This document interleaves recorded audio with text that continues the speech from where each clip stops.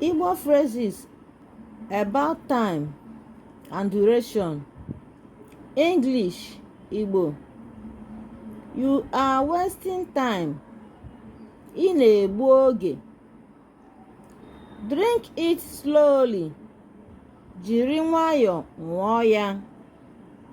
The time has passed. Oge agaala.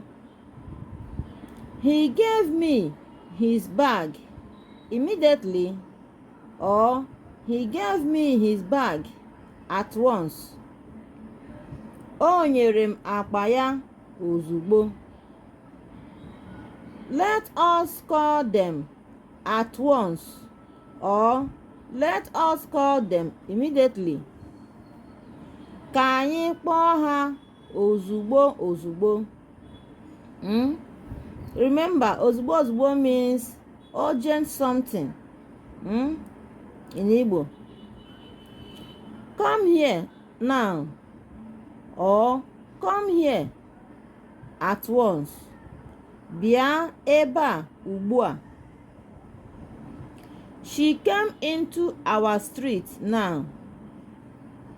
Ọ batara ilo anyị ugbu a. We are going on a trip today. Anyị na-aga njem tata. Remember, tata and the ta, they are the same thing. Anyị na-aga njem tata. It will rain today. Mmiri ga-ezo taa. Mmiri ga-ezo taa. They will see her tomorrow.